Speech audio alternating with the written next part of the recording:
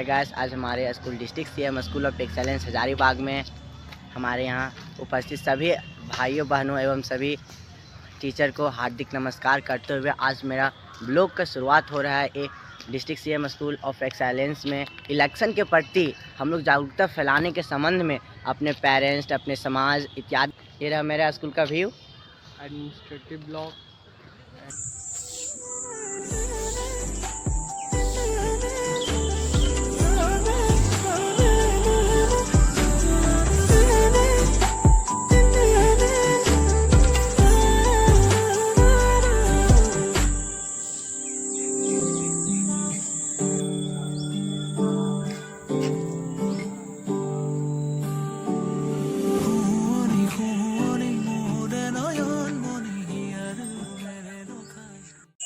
आज हमारा new blog district CM school of excellence Hazaribagh से शुरू होता है और हम लोग यहीं का स्टूडेंट हैं। यहाँ पे इलेक्शन के प्रति जागरूकता फैलाने के संबंध में सभी को टीचर वगैरह इत्यादि सभी को बैठे हुए हैं। हमारे ब्लॉग बनाते हैं तो लोकतंत्र और राजतंत्र के अंतर बताएंगे हमारे यहाँ पे उपस्थित आयुष मेहता जी। हम इनके साथ कुछ चर्चा करेंगे, लोकतंत्र राजतंत्र के बारे में क्या बताएंगे कि एक वोट का महत्व क्या होता है, एक वोट देने से क्या होता है और किनको वोट देकर जीता है जो आगे हम लोग भविष्य के लिए आगे सुधार। हाँ जी, हाँ आयुष मेहता जी, आप ही बताइए लोकतंत्र और राजतंत्र में अंतर बता दीजिए और कुछ और इत्यादि क्वेश्चन पूछेंगे।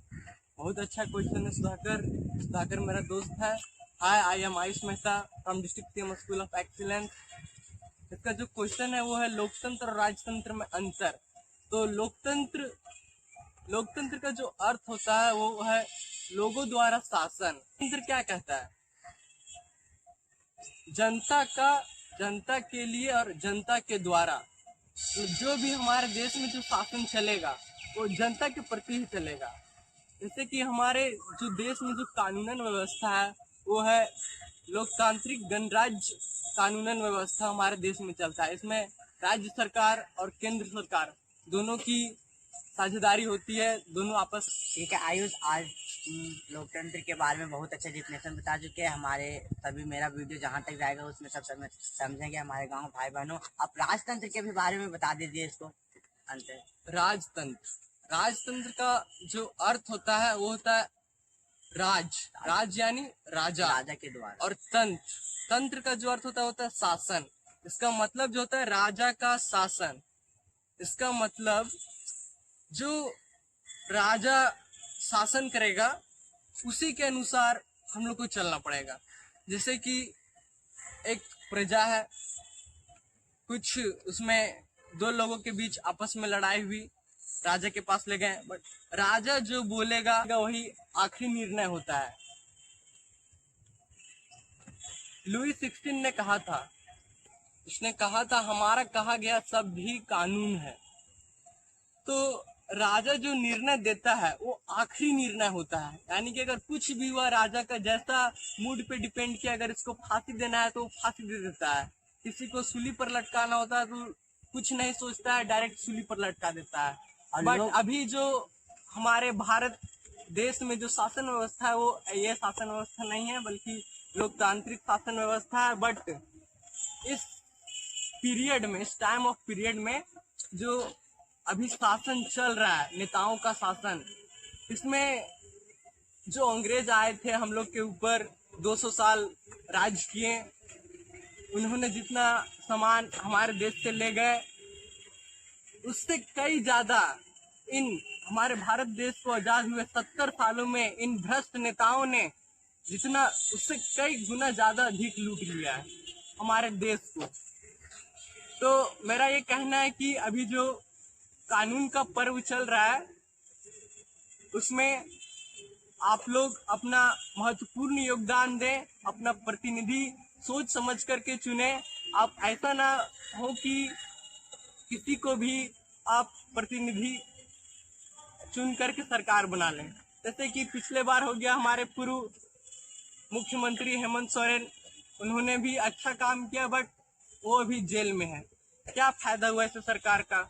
प्रतिनिधि को आप चुने और आपस में लोगों को समझाएं कि आप ऐरे गैरे को वोट ना दें, जो अच्छे प्रतिनिधि हैं उनको वोट दें। ठीक है आयुष जी, आप एक वोट का महत्व बताइए कि एक वोट से क्या होता है, कितना महत्व है एक वोट में, आप बताइए थोड़ा इसके बारे में। एक वोट का महत्व, एक वोट का महत्व बहुत अधिक होता है।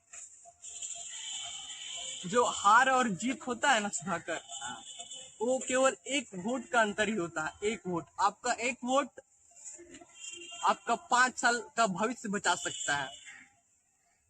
यही 1999 में अटल बिहारी वाजपेयी ने, उनका जो सरकार था एक वोट के कारण ही गिर गया था।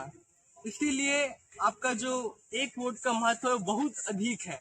आप किसी अच्छे प्रतिनिधि को आप जो वोट देंगे, उनका एक वोट 5 साल के भविष्य के बराबर होगा, आपका एक वोट। हमारे आयुष मेहता जी से बहुत सारे सीख लिए, लोकतंत्र, राजतंत्र, एक वोट का महत्व कितना क्या होता है वो सब हम लोग सीख लिए हैं। ये वीडियो जरूर से जरूर फैलाए। हमारे अभी का व्यवस्था चले तो उसके बारे में आप क्या बताना चाहते हैं? अभी जो हमारे भारत देश में जो शिक्षा व्यवस्था है, नई शिक्षा नीति आ गई है, जो यही 2-4-4-8 का बीच का जो रिलेशन है वो काफ़ी अच्छा है। बट हमारे यह सरकार से विनती है कि जो शिक्षा पर उन्होंने जो 18% यानी 18% टैक्स जो लगाते हैं वो कम कर दें।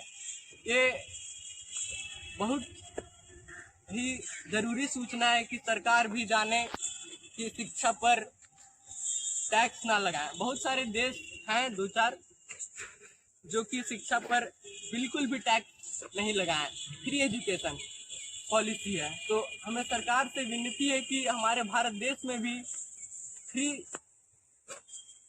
फ्री एजुकेशन पॉलिसी लाए।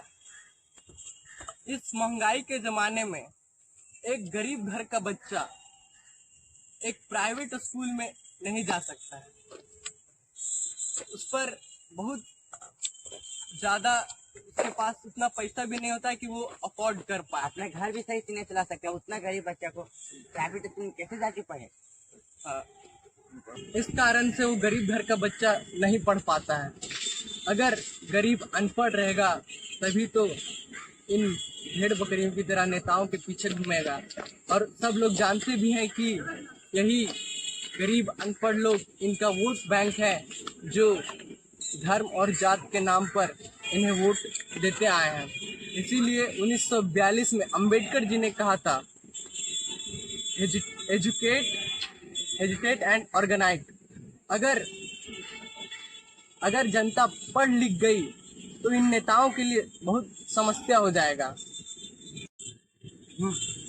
इसीलिए आपसे विनती है कि आप लोग धर्म और जात के नाम पर वोट ना दें, एक अच्छे कैंडिडेट को वोट दें और अपने आसपास के जो भी वोटर्स हैं, मताधिकार लोग हैं, उन लोग को भी जागरूक करें, अपने समाज को जागरूक करें। ये हमें आपसे विनती है। हम लोग भी जनता को जागरूक कर रहे हैं। अभी का जनता जो है वो इतना गिर गया है कि यदि कोई पार्टी वाले उनको 500 रुपये दे दे तो वो दिन भर उसके पीछे घूमता रहता है। बताइए, ये कोई बात हुआ?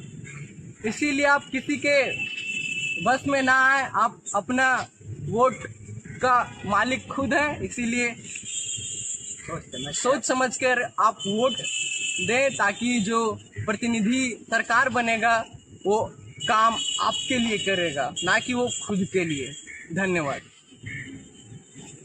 हाय गाइस, हमारे आयुष जी बहुत सारे बता दिए शिक्षा की व्यवस्था के बारे में, लोकतंत्र, राजतंत्र एवं एक वोट का महत्व, शिक्षा के स्तर अभी कैसा चल रहा है, गरीब बच्चे कैसे पढ़ रहे हैं, इसके बारे में बहुत सारे हमारे आयुष जी चर्चा किए हैं। इससे आप ज़रूर कुछ सीखे होंगे और अपने फैमिली को इत्यादि सगे पास, मतलब सभी जगह इस वीडियो को फैलाए। और गाइस, हमारे इलेक्शन के प्रति हमारे स्कूल में सभी भाई बहन एवं सभी टीचर जी कुछ कविता कोई लिख के आया है, कोई जागरूकता के विषय में बहुत सारे पोस्टर, बैच, कार्टून हमारे स्टूडेंट्स लोग बनाए हैं। चलिए हम आप लोग को भी उनका बनाए हुए पोस्टर, बैच को दिखाते हैं और ज़्यादा से ज़्यादा जनता को जागरूक करते हैं।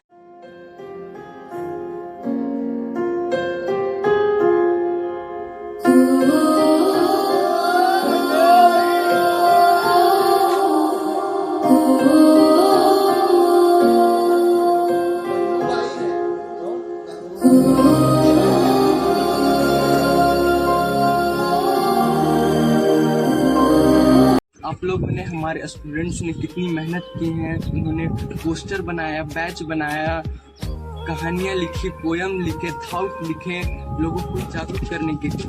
इसी के साथ मैं एक और बात कहना चाहता हूँ कि चुनाव जीतने के लिए लोग इतने पैसे खर्च करते हैं। अगर इन्हीं पैसों का रियल लाइफ में खर्च करते तो उन्हें चुनाव के लिए प्रचार करने की जरूरत नहीं पड़ती। वोट देना आपका अधिकार है। यदि आप अपने वोट का इस्तेमाल नहीं कर रहे हैं तो इस देश को आप अंधकार की ओर ले जा रहे हैं, क्योंकि पढ़े लिखे लोग वोट नहीं देंगे तो अनपढ़ लोग हमारे देश को शासित करेंगे। जिस दिन आपका चुनाव हो उस दिन आप घर बैठे ना रहें, आप अपना वोट देने जाएं, अपना वोट दे करके वापस आएं, क्योंकि आपका एक वोट का महत्व हवाई चप्पल पे बैठे इंसान, हवाई जहाज पे बैठे इंसान को झुका सकता है आपके एक वोटन से। यह होता है एक वोट का पावर।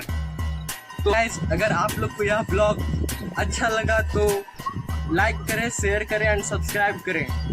तो thank you and all the best.